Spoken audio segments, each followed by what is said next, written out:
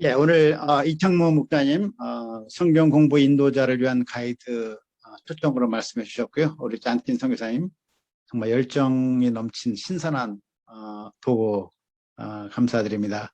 광운대와 MIT, 카이스트, 프랑스 여러 군데 다니시면서도 항상 어디 가든지 열정적으로 양을 얻고 섬기는 그 스피릿 정말 감동이 되었습니다. 오늘 전체 제목이 1대1 성경 공부를 통한 캠퍼스 부흥 역사다 이렇게 되어 있는데요. 이 전체 제목을 볼 때 저는 첫 번째 생각이 난 것이 이 시대 문제를 해결하기 위해서 이 제목이 던지는 것이 첫째는 왜 성경 공부인가? 둘째는 왜 1대1인가? 셋째는 왜 캠퍼스 부흥이 1대1 성경 공부를 통해 이루어질 것인가? 그리고 마지막으로는 결국 어떻게 하면 효과적인 1대1을 할 것인가 이런 초점으로 좀 논의가 될 걸로 보였고요. 이런 점에서 잘 논의가 된 것 같습니다. 저는 1대1 하면 제일 먼저 생각이 나는 것이 아마 여러분도 그러겠지만은 하나님께서 아브라함을 도우신 사건 이것이 1대1이라고도 하지만은 저 개인적으로는 예수님이 제자 양성을 하신 것이 1대1이셨구나 하는 생각을 하게 돼요. 우리가 아다시피 예수님은 많은 무리를 섬기시고 또 많은 무리가 예수님을 따라다녔지만 예수님은 실상 12제자를 집중적으로 양성하지 않으셨습니까? 그 12제자 중에서도 사실 보면은 3제자를 또 집중적으로 양성하세요. 그래서 성경에 보면은 3제자만 따로 데리고 특별 훈련을 하시든가 특별한 기회를 주시는 경우가 자주 나오죠. 예를 들면 변화산에 올라가셨을 때라든가 겟세마네에서 기도하실 때라든가 또 야이로의 딸을 살릴 때 그 집에 이제 3제자 베드로, 야고보, 요한만 데리고 가지 않습니까? 그래서 예수님은 많은 무리 중에서 12제자를 도우시고 12제자 중에서도 3제자를 도우시고 또 더 깊이 들어가 보면 한 사람 수제자 베드로를 양성하신 것을 볼 수가 있는 것 같아요. 예수님과 베드로의 관계성 우리가 생각하면 첫째 생각이 나는 것이 요한복음 21장 15절 아닙니까? 내가 나를 사랑하느냐? 그 베드로에게만 그걸 물어보시고 3번이나 물어보시고 사명을 주신 예수님은 명백하게 예수님의 12제자 양성, 3제자 양성의 그 초점은 베드로에게 있구나 하는 것을 알 수가 있는 것 같아요. 그 말씀 말고도 누가복음 22장 32절을 보면 내가 너를 위해서 내 믿음이 떨어지지 않기를 기도하였노니 베드로 너는 돌이킨 후에 내 형제들을 돕게 하라. 그에게 소위 형제들을 새롭게 하는 어떤 사명을 특별히 그에게 주셨죠. 무엇보다 우리가 잘 아는 마태복음 16장 18절을 보면 너는 베드로라. 이 반석 위에 내 교회를 세우리니 음부의 권세가 이기지 못하리라.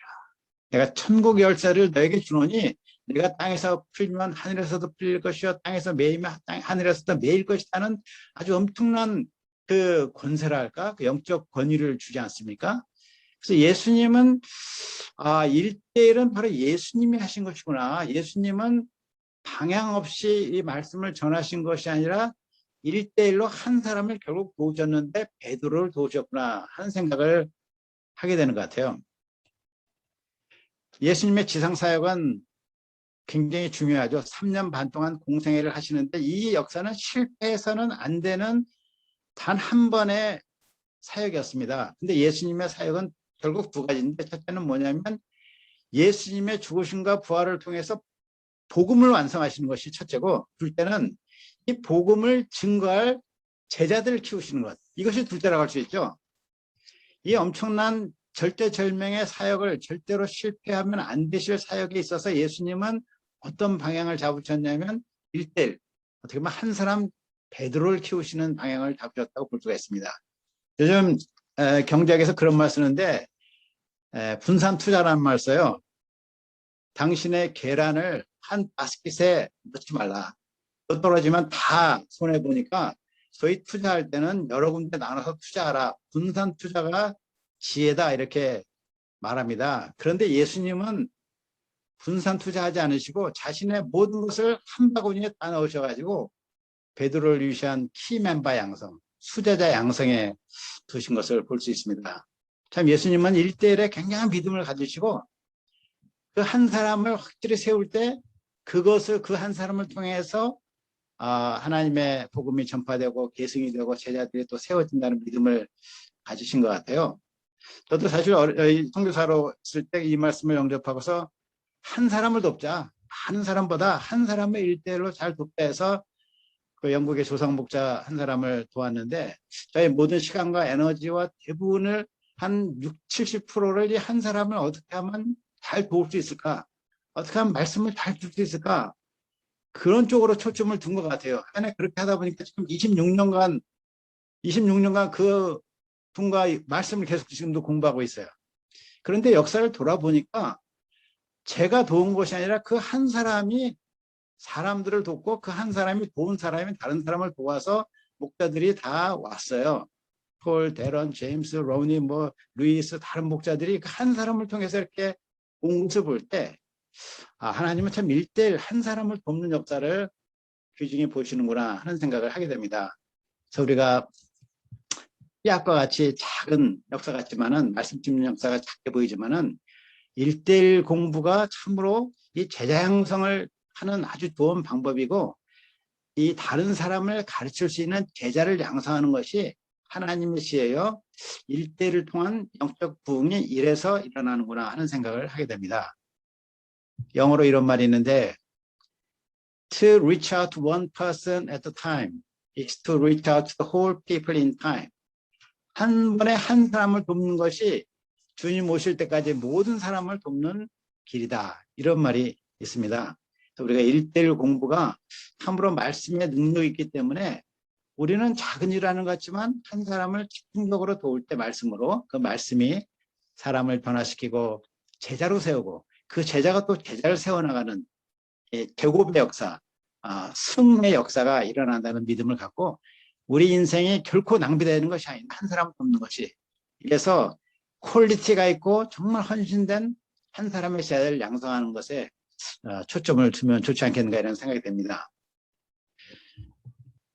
실제적인 면에 있어서 이제 1:1을 어떻게 말씀을 섬길 것인가. 제 경험으로 따지면은 한 사람을 도울 때 말씀만 우리가 알면 될 것이 아니라 그 사람을 아는 게 중요한 것 같아요. 그 사람을 묵상하고 그 사람을 연구하고 그 사람을 이해하고자 애쓰고 기도하고 또 말씀과 어떻게 매치시킬 것인가를 하면서 사실은 1:1 하기 전에 한두 시간 정도는 프로그램을 짜는 게 좋은 것 같아요. 저는 프로그램을 짜는 데서 오케스트라 연주자가 오케스트라 하듯이 아까 우리 이창모 목사님이 일본에서 많이 배워 있는데 사람들이 그러지 말고 이제 무브온 하라고 하지 않았습니까? 그리고 5개 퀘션이 있으면 각각이 몇 분 정도 할애할 것이고 내가 돕는 오늘의 이 사람에게는 넘버 3번 퀘션이 주 질문이 되고 3번 중에서 어떤 초점을 강조하면서 도울 것인가는 미리 어떤 이 돕는 방향, 1:1을 하는 내적인 방향을 잡는 게 참 좋았던 것 같아요. 물론 그것이 우리 인간의 의도로서 사람을 바꾸고자 이런 의도가 되면 안 되고 그렇게 준비를 하도 실제로 이제 성경을 가르치다 보면은 성령께서 방향을 주시죠. 그럴 때 성령의 음성을 들어가면서 한 사람에게 그에 맞는 테일러 메이드, 계산된 말씀 공부를 하고자 하고 애를 쓸 때 참 그것이 도움이 많이 되었던 것 같습니다. 한 가지로 이제 우리가 1:1 공부할 때 이제 가르치기만 하기 쉬운데 가르치는 게 다가 아니라 사실은 소감을 써서 소화를 시키는 게 중요하지 않습니까? 저도 예전에 영국에서 양들을 가르칠 때 어떻게 이 사람들을 소감을 쓰게 할 것인가. 근데 한 해 우리 제가 돕던 그 양들 제자들은 처음부터 소감을 썼는데 그 소감을 쓴 이유가 뭐냐면 제가 먼저 소감을 써서 발표를 먼저 했어요. 처음에 소감에 부담을 갖기 때문에 한 짧게 반 페이지, 때로는 한 페이지 정도의 소감을 써서 발표를 하면은 사람들이 양들이 소감이 뭐구나, 소감을 어떻게 쓰는구나 알고 그것을 쓰기로 약속을 하면 제가 먼저 발표하면 영국 사람들은 젠틀하기 때문에 자기가 발표 쓰지 않지 쓰게 돼요. 체면이 있어갖고 써가지고 자기도 발표를 하게 되니까 처음부터 이렇게 내재화되는 말씀 공부, 소감을 통해서 들어가는 말씀 공부가 되는 것이 참 좋았던 것 같습니다. 그리고 어느 정도 이제 양들이 말씀을 통해서 말씀을 받아들이면 그 사람들끼리의 그룹을 만들어줘가지고 어떤 교제 가운데 성장하도록 돕는 이것이 참 지혜가 아닌가 이렇게 생각이 됩니다. 자, 마지막 생각하면 캠퍼스 부흥 역사가 무엇인가? 왜 부흥이 7, 80년대 있었고 지금은 없는 것 같은가? 이런 생각을 우리가 하는데, 첫째 우리가 알아야 될 것은 부흥은 우리가 일으키는 것이 아니라 하나님이 하시는 것이죠. 이사야서 64장 1절에 나오는 기도를 보면 원컨대 주는 하늘을 가르고 강림하셔서, 하나님이 하늘을 가르고 강림하시는 것이 부흥이라고 할 수 있습니다. 우리나라 한국의 부흥도 보면은 UBF만 부흥이 있었던 것이 아니라 그 당시 한국 전국적인 부흥이 있어가지고 우리는 한 1,800명, 2,000명 선교사 보냈지만 한국 전체로는 3만 명이 넘는 선교사를 보냈거든요. 이런 큰 부흥의 도가니에 우리가 있었고 우리도 그 부흥의 물결에 쓰임을 받았습니다. 그런데 부흥이 있을 때 반드시 공통점이 뭐냐면 말씀 앞에서 회개하는 역사가 있었고, 그때 말씀의 종으로 쓰실 사람들이 있었다는 거예요. 즉 준비된 사람이 있었고 말씀 앞에서 회개하는 역사가 있을 때 성령께서 주권적으로 역사하심으로 부흥이 일어난 것이죠. 그래서 우리가 일대를 잘 가르쳐야겠지만 무엇보다 자기 자신이 참 중요한 것 같아요. 내가 먼저 배우는 일대일 공부, 내가 먼저 말씀을 받는 일대일 공부, 그 받는 가운데 나오는 확신과 열정으로 가르치는, 그것이 좋은 일대일 공부가 아닌가 생각이 됩니다. 요약을 하면 첫째는 1대1 공부는 예수님의 지혜요, 예수님의 수제자 양성을 하신 좋은 방법이다. 우리도 하나님이 주신 한 사람을 우리의 50% 이상의 에너지와 시간을 투자해서 수제자 양성을 하자 하는 생각이 첫째 들고요. 두 번째는 삶으로 나타나는 성경 공부. 요즘에는 그런 말이 있습니다. 정보가 너무 많고 사람들이 구글을 통해서 다 알기 때문에 지식보다 사람들은 무엇에 목말라냐면 삶으로 나타나는 신앙, 그것을 보기 원하거든요. 그래서 요즘에 전도에 이런 말씀입니다. 열심히 전도하세요. 언제든지 전도하세요. 꼭 필요할 때는 말을 사용하세요. 이런 말을 써요. 삶으로 나타나는 것이 어필이 먼저 된다는 거죠.